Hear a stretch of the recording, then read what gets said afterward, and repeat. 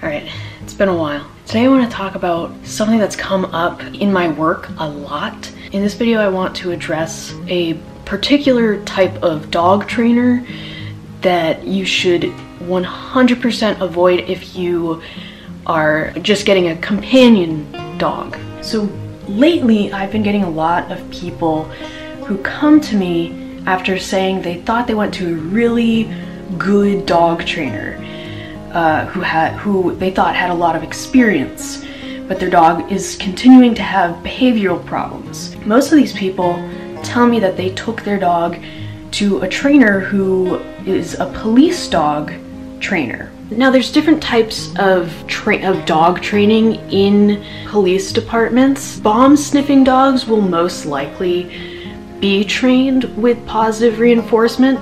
However, you still might see them, not always, but you still sometimes might see them having a prong collar or a choke chain on. So a lot of the time, dog trainers who train bomb sniffing dogs may, not always, most of the time they don't, from what I understand, but you still have the possibility of them being balanced trainers, which means that they will use aversive methods, which you want to avoid completely if you want a reliably trained dog and a dog that you have a really good bond with. Now when people think of a police dog, they think of dogs that are trained to attack criminals to help police catch bad guys. The problem with this is that attack dogs are trained without positive reinforcement. There's no way that you can train a dog to attack aggressively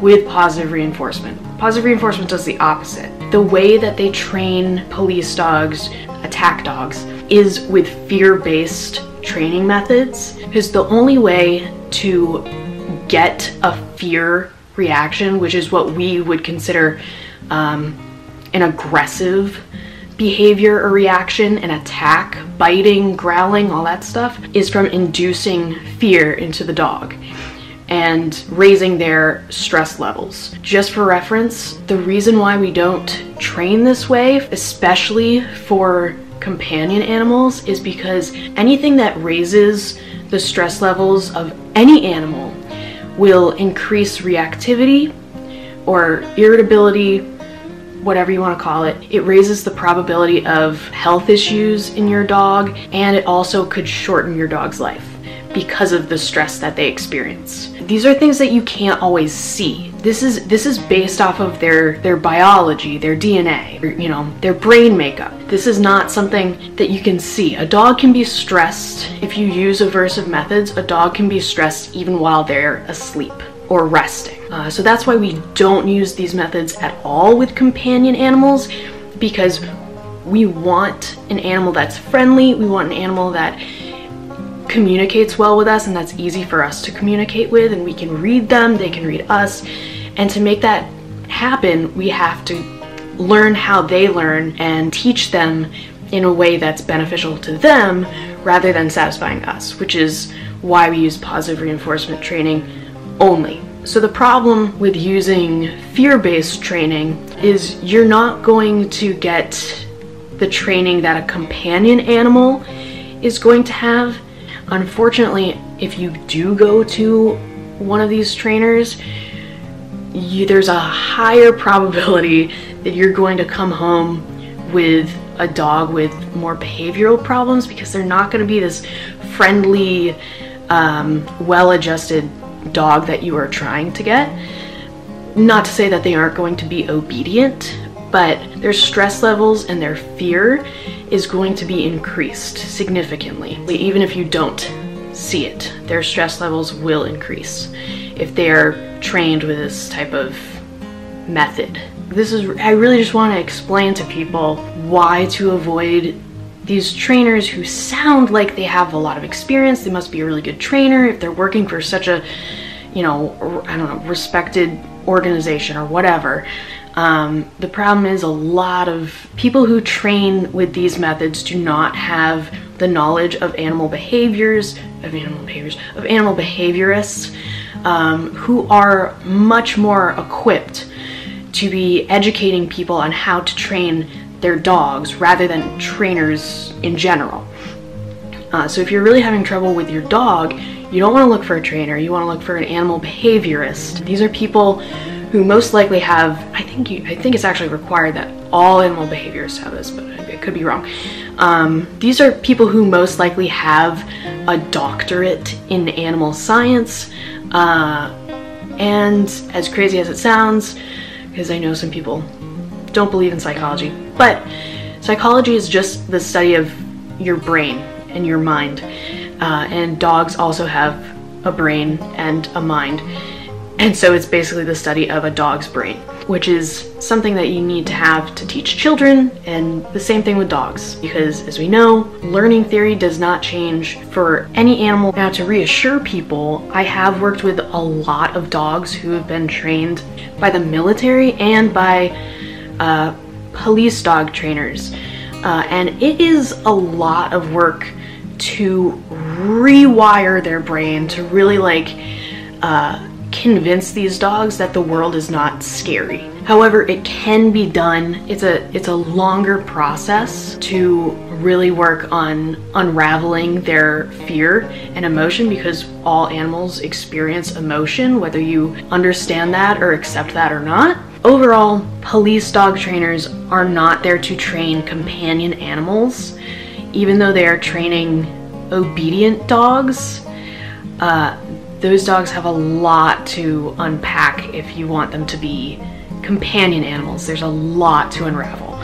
So, as my suggestion always has been, will always be science-based. My recommendation to everyone is to either use a positive reinforcement dog trainer who educates themselves on animal behavior. You can ask a dog trainer any questions you want and be like really, pry into their knowledge of animal behavior, because you don't want anyone teaching your dog. And they're also teaching you. So you don't want to be taught the wrong thing either. That's what I think a lot of people get so upset about in the dog training community, is because once they realize they've been doing something poorly or the wrong way, they don't want to accept it. Now that there's new information and things have changed over years and gotten better. But those are really advantages that you really have to take advantage of because that's gonna improve any type of dog training that you can do with your dog. Or last resort, or even first resort, especially if you're having a lot of behavioral problems with your dog. And to be honest, I'll be honest, I get a lot of people who come to me and they say that their dog has behavioral issues, and most of the time it's just a bit of more of a reality check for the people of what a dog actually needs and what a dog actually does naturally, because a lot of times behavior isn't that alarming or concerning. A lot of the stuff is happening because we aren't being proactive. So a lot of it is just a reality check of how in tune are you with your dog's surroundings and what your dog is doing, rather than tuning out and kind of just having your dog as background noise that you want to engage with when you want to. Yeah, but if your dog is having a lot of behavioral problems, or even if you think that you need a reality check, go to find an animal behaviorist near you. There are so many. There's not a lot of controversy in the animal behavior community. You're gonna find pretty much the same education levels with all animal behaviorists.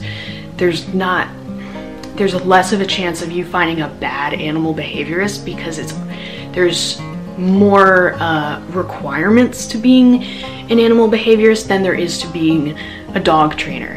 Anyone can be a dog trainer. So if you want someone with more education, which that's what you should want, definitely go with an animal behaviorist. Even if you don't have any behavioral problems with your dog, you can still go to an animal behaviorist and just get tips and kind of create a plan for your dog's training. It's kind of like a therapist for your relationship with your dog. I have so many amazing dogs that I work with who used to be trained very aversively by police dog trainers and the military. And they're absolutely amazing dogs, but they have they can have so many things that they have to work on. A lot of the work that I do is undoing all of the trauma that these trainers have caused these dogs. I make these videos so that hopefully people will avoid creating anything like that in their own dog. The best thing you can do for your dog is to do the education yourself. And if you're not willing to do that, I don't recommend getting a dog, because they're not toys, they're not background noise, they're not there just when you want to play with them. They're a living thing that you have to teach how to interact with the world. If you look back to the 5 freedoms, dogs and animals in general are supposed to be able to behave naturally, but there are things that can harm them, which is why we train them. We train them for worst case scenarios.